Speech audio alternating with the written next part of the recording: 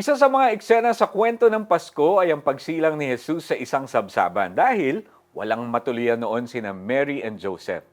Tunghayan natin yan sa pagpapatuloy ng ating series na 12 Days Before Christmas. Tuloy po kayo! Nag-file ng bankruptcy ang mag-asawa. Dahil dito ay rematado ang mga ari-arian nila kasama ang kanilang bahay. Malayo sila sa kanilang mga kamag-anak kaya naisipan nilang kumatok sa bahay ng kanilang kaibigang mag-asawa. Sa awa ng Diyos, hindi sila itinaboy. Kinupkup sila for 1 month hanggang sa makahanap sila ng apartment na mauupahan.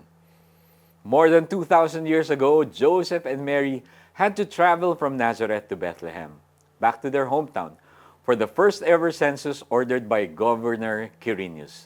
If you like to travel during the holiday season, you can imagine the traffic.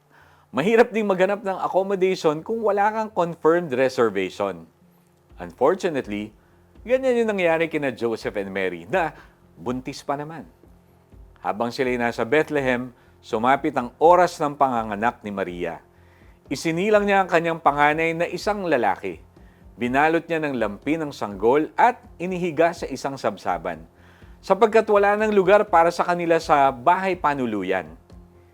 Ilang kaya ang kinatok ni na Mary and Joseph noon? Ano kaya yung kanilang naramdaman sa no vacancy response sa kanila? Buti pa ang pamilyang nakatuloy agad sa tahanan ng kanilang friends. They didn't have to go through a list. Their friends opened their home and hearts without hesitation. Alam mo bang ang pagkatok ni Joseph and Mary sa mga bahay panuluyan at ang kapanganakan ni Jesus sa sabsaban ay mga bahagi lamang ng kwento sa buhay ni Jesus para sa ating kaligtasan? Sa aklat ng pahayag ay may binanggit din tungkol sa pagkatok. Nakatayo ako at kumakatok sa pintuan. Kung diringgin nino man ang aking tinig at bubuksan ng pinto, papasok ako sa kanyang tahanan at kakain kaming magkasalo. Sabi ni Jesus. Patutuloyin mo ba si Jesus o no vacancy din ang isasagot mo? Let's pray. Lord, I open my heart to receive you without any hesitation. Come into my life. In Jesus' name, Amen. Practice hospitality by inviting a new acquaintance to your home.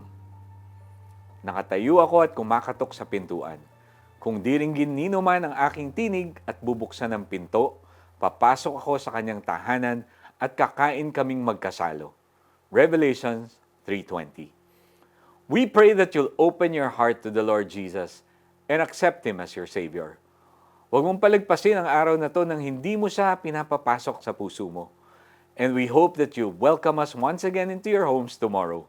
Sabay-sabay tayong makinig sa mensahe ng Pasko dito sa Tanglaw. This is Iko Gonzalez, reminding everyone that in this Christmas season, may we always find the brightest light. And that is Jesus Christ. God bless you.